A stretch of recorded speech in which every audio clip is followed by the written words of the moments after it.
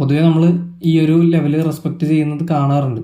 നമ്മുടെ first reference ആയിട്ട് എടുത്ത ആ ഒരു പോയിന്റ് ഓഫ് കൺട്രോളിൽ നിന്ന് രാവിലെ തന്നെ മാർക്കറ്റ് റെസ്പെക്ട് ചെയ്തിട്ടാണ് താഴത്തേക്ക് മൂവ് ചെയ്യുന്നത്. അപ്പോൾ കറക്റ്റ് ആ ഒരു റേഞ്ചിലേക്ക് മാർക്കറ്റ് വന്നിട്ട് ഇതിപ്പോൾ നിങ്ങൾക്ക് ലൈവ് തന്നെ കാണാം. അത് ഹായ് ഓൾ, വെൽക്കം ബാക്ക്. ഞാനിപ്പോൾ നിഫ്റ്റിയിലൊരു ട്രേഡ് സ്ക്വയർ ഓഫ് ചെയ്തിട്ട് നിൽക്കുകയാണ്. പുട്ട് സൈഡാണ് ഇന്ന് ട്രേഡ് കയറിയത്. സമയം ഇപ്പോൾ 10:11 ആയിട്ടുള്ളൂ.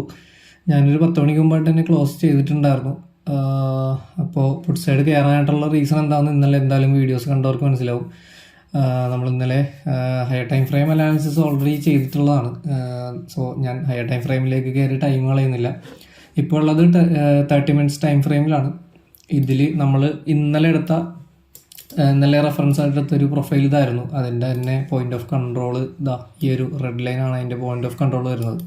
ഓക്കെ, അപ്പോൾ ഈ ഒരു റെഫറൻസിലാണ് ഇന്നലത്തെ ഒരു ട്രേഡ് എക്സിക്യൂട്ട് ചെയ്തിട്ടുണ്ടായിരുന്നത്. ഒരു കോള് സെല്ല് ചെയ്തിട്ടുണ്ടായിരുന്നു. അതിൽ അത്യാവശ്യം പ്രോഫിറ്റ് കയറിയായിരുന്നു.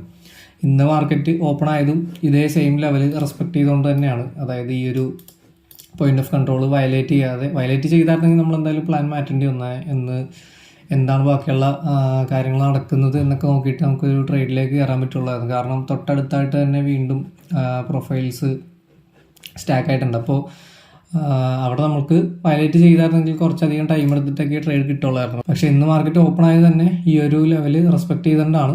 അതുകൊണ്ട് തന്നെ ഞാനൊരു പുട്ട് ബൈ ആണ് ചെയ്തിട്ടുണ്ടായിരുന്നത്.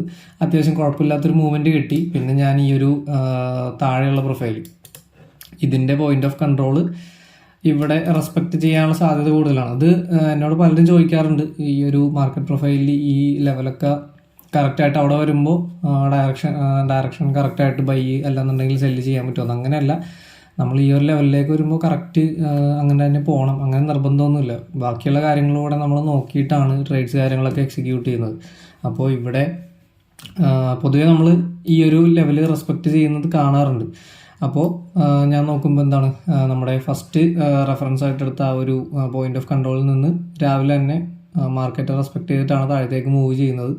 പിന്നീട് നമുക്കൊരു റെഫറൻസ് പോയിന്റ് എടുക്കാനുള്ളത് അതിൻ്റെ തൊട്ട് തലേ ദിവസത്തെ പ്രൊഫൈലാണ്. അതായത് ഡേറ്റ് പറയുകയാണെന്നുണ്ടെങ്കിൽ ഫ്രൈഡേ 7-ാം തീയതി നവംബറിലെ പ്രൊഫൈലാണ് നമുക്ക് പിന്നീടുള്ളൊരു റെഫറൻസ് ആയിട്ട് താഴെയുള്ളത്.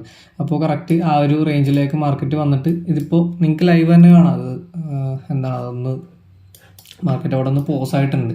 കാരണം അവിടെ നിന്ന് എ പീരീഡിൽ മാർക്കറ്റ് ഇത്രയും വലിയൊരു റേഞ്ച് ക്രിയേറ്റ് ചെയ്തു. ഇത്രയും വലിയൊരു റേഞ്ചാണ് എ പീരീഡിൽ ക്രിയേറ്റ് ചെയ്തത്. എന്നിട്ട് ബി പീരീഡ് വന്ന് അവിടെ ഒന്ന് സ്റ്റക്കായിട്ട് നിൽക്കുകയാണ്. താഴത്തേക്ക് വേണ്ടില്ല എന്ന് കരുതി താഴത്തേക്ക് വീഴാതിരിക്കാം എന്ന് നിർബന്ധമൊന്നുമില്ല.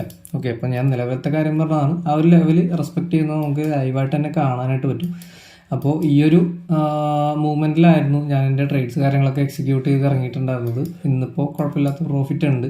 ഇനിയിപ്പോൾ വേറെ ട്രേഡ്സ് ഒന്നും പ്ലാൻ ചെയ്യുന്നില്ല. സോ നാളെ എന്തായാലും വേറൊരു വീഡിയോയിൽ കാണാം. അതുവരെ ബൈ.